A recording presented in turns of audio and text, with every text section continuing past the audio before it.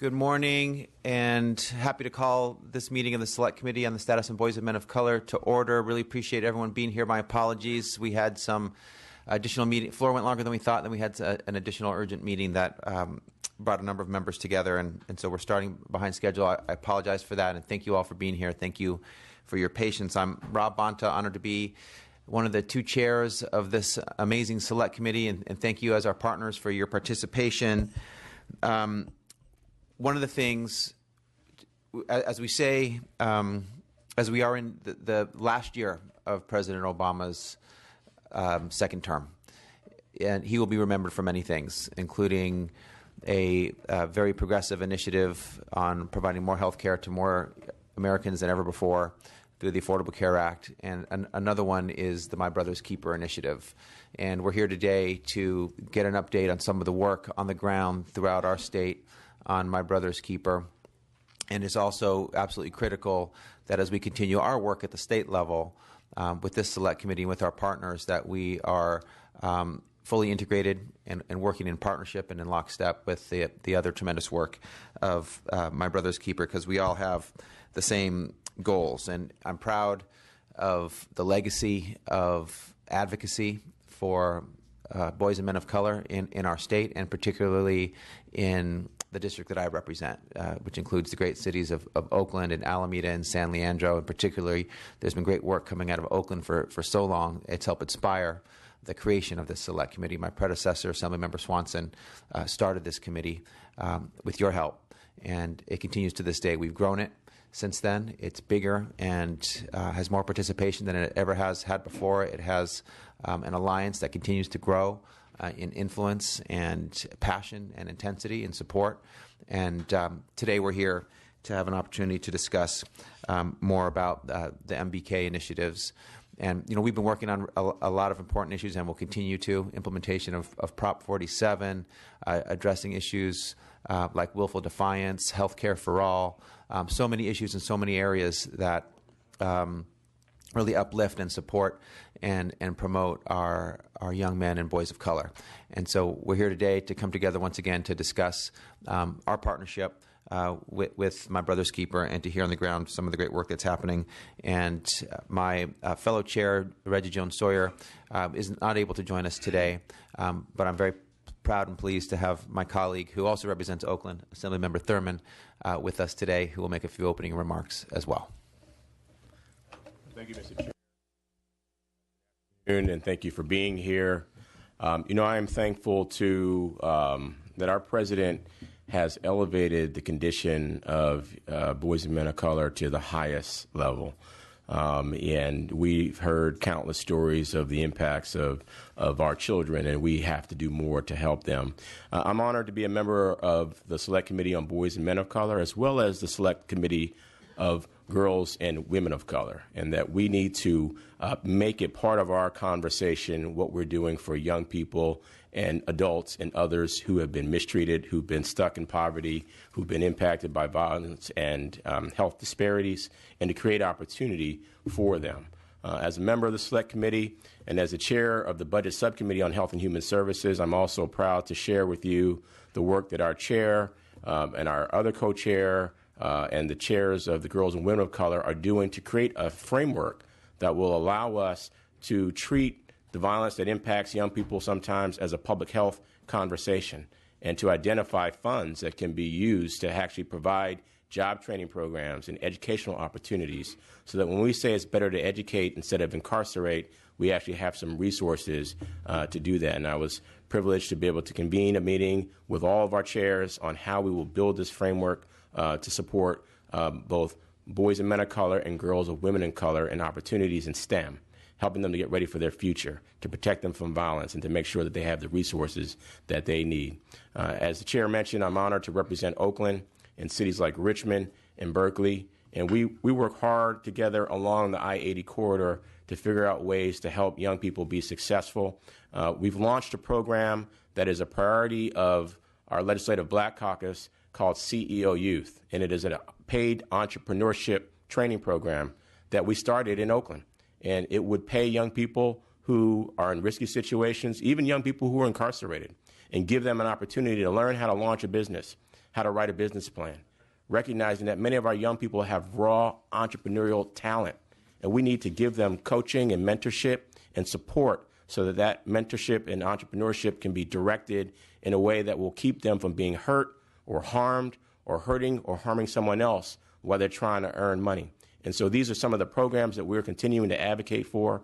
We're excited to hear the stories from our cities, from Sacramento and Stockton and, of course, Oakland, about the work of My Brother's Keeper. I want to give a shout out of thanks to our partners in the foundation community. I know that we will hear from them in the panels for really partnering with the legislature and really moving this work forward. We look forward to the presentations, and we look forward to our work ongoing in support of boys and men of color and girls and women of color in California. Thank you, Mr. Thurmond. So without further ado, I'll invite our first set of panelists to join us. As Mr. Thurmond said, we can't do this work without our tremendous partners and without doing it in partnership with one another. And some of our partners are on this first panel. We have My Brother's Keeper Overview with Jordan Thierry, Policy Link, Fred Blackwell, the San Francisco Foundation, as well as the California Executives Alliance, and Shane Goldsmith from the Liberty Hill Foundation, as well as the California Executives Alliance. Welcome, and thank you for being here.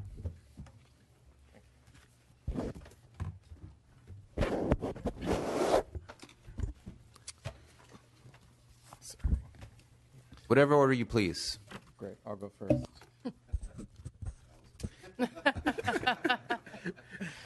We rehearsed this. Good morning. My name is Jordan Thierry. I work for Policy Link. It's an honor to be here to speak about the My Brother's Keeper initiatives and the work happening across the country to transform their life trajectories and outcomes for millions of boys and young men of color. Just a little context. On February 2017, or on February 27th, 2014, President Obama announced the launch of My Brother's Keeper initiative to address the persistent opportunity gaps and tear down the barriers that often prevent boys and young men of color and other young people from realizing their full potential. The announcement coincided with the signing of a presidential memorandum to establish a federal task force for MBK, as well as a powerful call to action for government, education agencies, businesses, nonprofits, and individuals to help ensure young people have the tools and opportunities they need to succeed. Subsequent to that call to action, in September of 2014, President Obama issued a specific challenge to the cities, towns, counties, and tribes across the country to become MBK communities. MBK communities are compelled to implement a cradle to college to career strategy for improving the life outcomes for all young people to ensure they can reach their full potential. Specifically, MBK Community Challenge asks local leaders to enact sustainable change across some of the following key milestone areas. There are 6 areas. Entering school ready to learn, reading at grade level by 3rd grade, graduating from high school ready for college and career, and completing post-secondary education or training, successfully entering the workforce, and then reducing violence and providing a second chance to those that have been incarcerated. The White House provided guidance on cities on how to start the MBK Community Challenge. One was to first accept the challenge and then convene a local action summit to build the MBK community, and then to conduct a policy review and form recommendations for action, and lastly, launch a plan of action, publish that for the community, work in partnership with the community to create that plan of action, and then reveal the next steps in a timetable for review. Our role at Policy Link has been engaging with city governments locally and nationally to ensure that the goals of My Brother's Keeper Community Challenge are met, and that cities establish a robust and multifaceted infrastructure to address the systemic challenges that face boys and young men of color. In California, where 26 cities have signed on to the My Brother's Keeper Community Challenge, these efforts build upon existing work happening with the Statewide Alliance for Boys and Men of Color, as you all know. Policy Link has continued to work with individuals in California, individual cities in California, such as Coachella, Stockton, Long Beach, and Bay Area cities, Oakland, Richmond, listed to lay the groundwork for successful completion of the steps in the challenge. And so we've been doing that work with communities in California, as well as across the country over the last year and a half. Those other cities include Minneapolis and St. Paul, Newark, New Jersey, and the city of Lansing. We have provided assistance to leaders in these communities in a very hands-on way. First, with the formation of the concrete local action plans, by lifting up policy solutions that are based on best practices, helping them draft outlines to provide which key indicators, key milestones that they want to focus on, and providing feedback on the draft plans, as well as developing implementation strategies and timelines. We have advanced efforts to track the quality of data that they are using around boys and men of color in partnership with the Urban Institute around each of the indicators, and have provided that data to the communities that have taken on the challenge. Lastly, I'll just say that there are still cities that are working through developing their local action plans, and we continue to support them and have advocated for working, directly with community-oriented, community-based organizations in the formation of the action plan, so that they have their voice is heard, and their partnership is a willing partnership, and that whatever the cities or local governments take on is done to advance the work that they're already doing. That's all. Thank you. Thank you, Mr. Jerry. Mr. Blackwell. Yeah, good morning, Chairman Bonta, Assemblyman Thurman. I'm Fred Blackwell, CEO of the San Francisco Foundation and member of the California Executive Alliance for Boys and Men of Color. You're going to hear in a lot more detail later on from the folks who are providing leadership in Oakland and Sacramento and Stockton. What we're going to do is just give you a little bit of an overview of the California Executive Alliance generally, and then I'll talk a little bit about Northern California and how we're organized there, and Shane Goldsmith will talk a little bit about Southern California and the work that's going on there. Just in terms of an overview, the California Executive Alliance is basically a coalition of foundation CEOs from up and down the state who have come together to address issues having to do with boys and men of color. We represent both kind of private foundations, family foundations, also community foundations, differing levels of geography, different issue areas that are being brought to the table in terms of the priorities of those institutions, and a variety of sizes in terms of the foundations that are around the table. I think the thread that is common to everybody at the table, though, is that we have the leaders at the highest levels of those institutions around the table, and all have kind of come with a very strong commitment to support efforts that improve the life outcomes for the population we're talking about.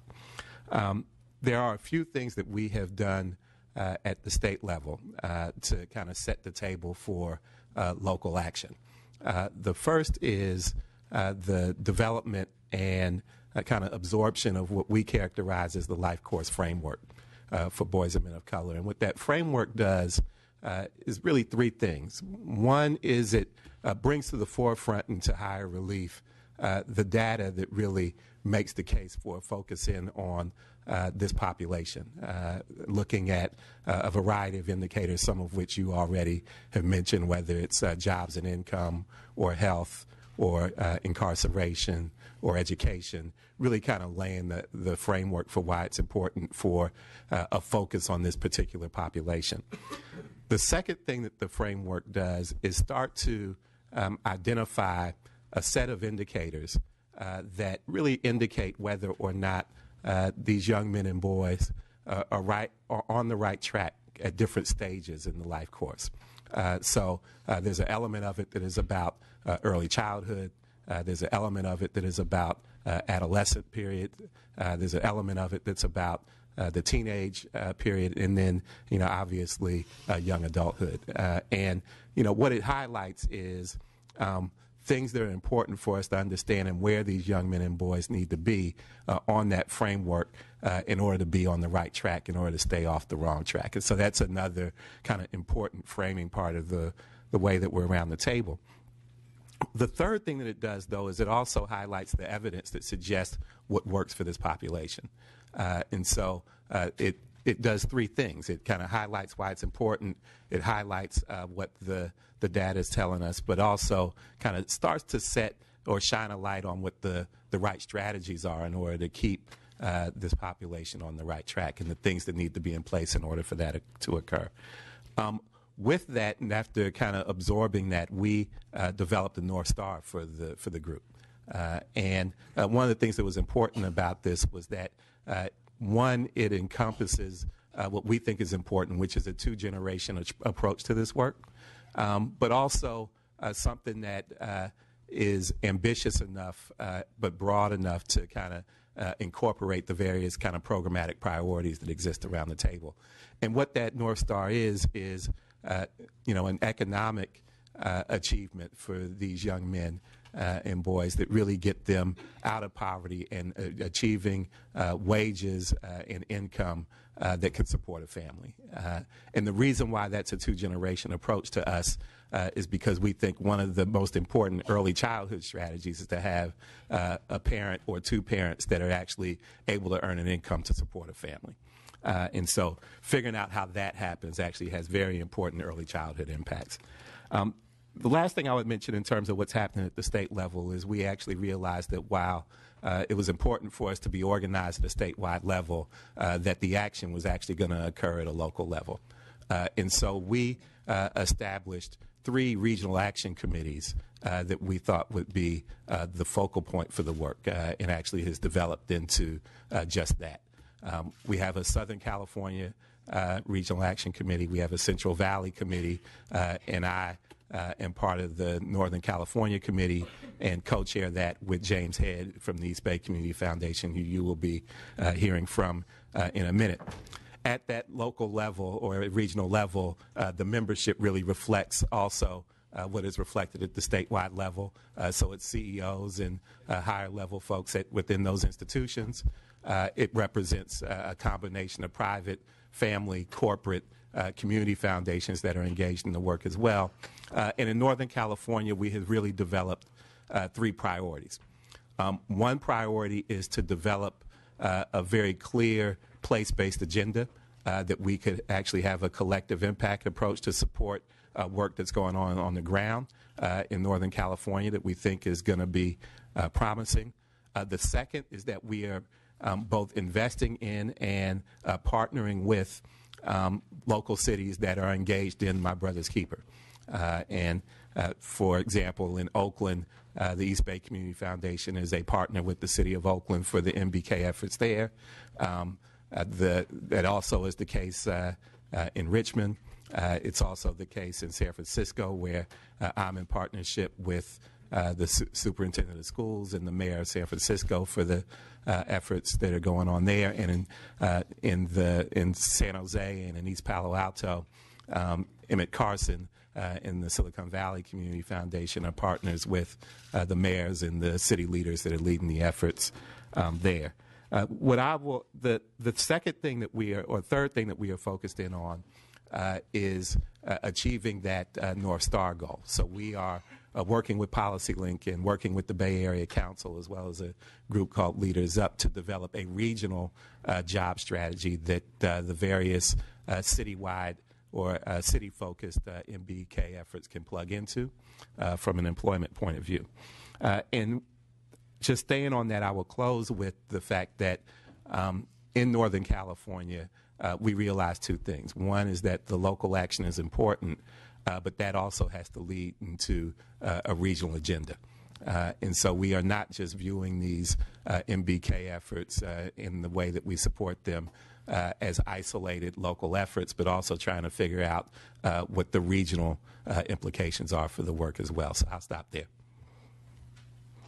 Great. Thank you, Mr. Blackwell. Ms. Goldsmith, and we'll go to questions and comments from members after all panelists are done. Good morning. I'm Shane Murphy-Goldsmith, the president and CEO of the Liberty Hill Foundation in Los Angeles. Thank you so much for having us and for your strong leadership and commitment to these critical issues. California's future is in color. Our young sons and brothers will help define California's future. They are tomorrow's leaders and innovators. So by investing in their futures, we know we invest in our own future. And as you know, 70% of Californians under the age of 25 are people of color. But far too many of our boys and young men of color are in a state of crisis. They're not graduating, they're in poverty, they're falling short of their promise. The good news is we can solve this problem, and it starts with a simple but powerful solution, and that's keeping kids in school. For me, this is personal. My little brother and I grew up poor after our mom died. We were raised by a single dad, and my brother got caught up in the school-to-prison pipeline, and to a T. He was, a normal kid in a lot of ways. In other ways, he was traumatized by poverty and losing his mom, and he acted out. And instead of getting surrounded by people trying to support him and help him address conflict and heal, he was punished and punished and punished and criminalized until by the time he was 17, he was in jail, and he's been in and out of jail and homelessness his entire adult life. So for me, fighting the school-to-prison pipeline is what gets me up in the morning, and it's why Liberty Hill Foundation and I am part of the California Executive Alliance. I'm the chair of the co-chair of the Southern California chapter of the California Executive Alliance, along with Nikki Irvin at the California Community Foundation, who you may know. And for Liberty Hill, we believe that the people closest to the problems are the ones who need to identify the solutions and lead the fight to solve the problems. So we support, in this case, young men of color to figure out what are the challenges in their communities and how they're going to fight and win. And we fund groups that are really building power for low-income people, people of color, and especially in this case, young men of color. So our local work, we partner with the California Endowment and a coalition of our grantees in what's called the Brothers Sons Selves Coalition. And I think it's a great case study of what can be accomplished through bottom-up grassroots collective action. So it's a youth-led coalition, and their goal was to break the school-to-prison pipeline in Los Angeles by keeping kids in school and by replacing these harsh disciplinary policies and practices with restorative justice. So instead of punishing and criminalizing our young people, we want to heal and transform them. And we've had tremendous victories. 3 years ago, we won in LA and Long Beach the School Climate Bill of Rights. And just 2 weeks ago, it was announced that one of the results of that policy is that the number of school days in Los Angeles lost to suspensions has been reduced by 92%. And one of the biggest drivers of that is the elimination of willful defiance as a reason for suspension. So we've seen expulsions drop by 50%, suspensions drop by 30%. And this was youth-led and youth won from top to bottom. So now we're working with the Assembly Speaker to win an elimination of willful defiance as a reason for suspension across California, across all grades. That's a really critical next step. We're also working in Los Angeles to increase resources for restorative justice. Right now, the LA School District spends about $7 million. We're fighting for that to get up to $60 million. That's about as much as they spend on school police. It's not enough, but it would go a long way to surrounding young people with caring adults who can help them heal and be the brothers, the sons, the fathers, the leaders that they're meant to be. And we're also working to make free bus passes for young people so that we can assure that they can get to school. And then a kind of new and emerging thing that we're working on is a youth development focus. So how can we integrate the services provided by the county and the cities to really wrap young people up with support and services and opportunities to thrive? And I think that's really well aligned with your Strong California proposal, and we would love to partner with you to both win and spend the $100 million to make sure that we invest in youth development programs as part of this work. So I want to just thank you again for your leadership and for your time today, and happy to support you and partner with you in any way that we can in Los Angeles. Wonderful. Thank you all for your presentations. Let's go to members. Any questions or comments? Mr. Thurmond. Thank you, Mr. Chair. Thank you all for your presentations. I wanted to ask about some of the things that you all touched on, and one question I wanted to ask, Mr. Blackwell, you described how the foundation community has taken up the president's charge, and wanted to ask if you felt that the work is sufficiently embedded in sort of the foundation community to be able to continue once the president's term has ended. And I know that there are many people who are championing the work, but it would be sad for us all to see that once his term has ended, that because he's no longer president, we don't have the kind of visibility to elevate it, that we lose any momentum. And can you speak to how we continue the work after the president's term has? Sure, I can start, and I'm sure my other colleagues will want to jump in as well. We actually, as a group, have adopted the focus on boys and men of color, not independent from, but as a larger agenda in which we think MBK actually falls.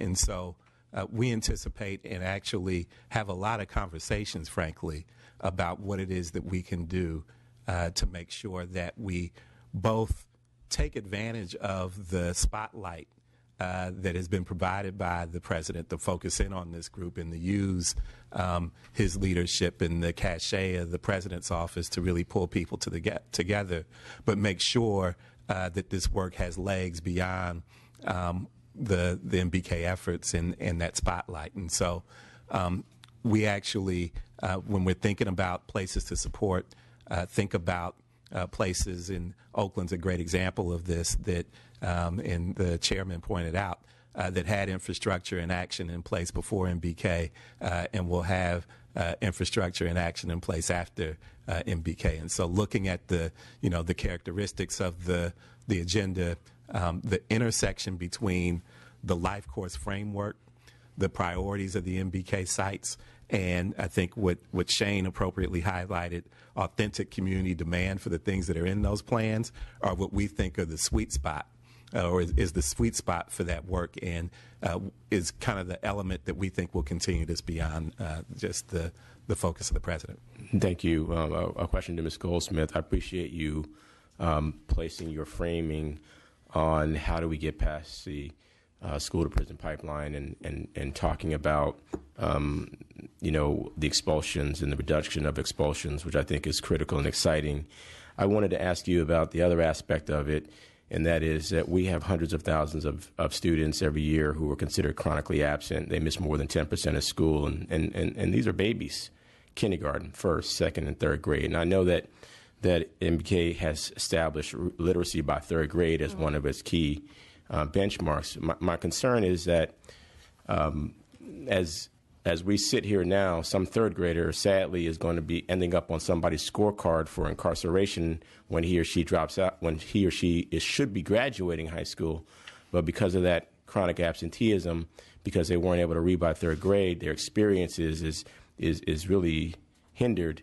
And as a former school board member, I know for a fact that most of our school districts just don't have the resources to do the kind of outreach and intervention when they find out what the issues are. And we've introduced a bill that is part of the Prop 47 framework conversation to see if we can fund it.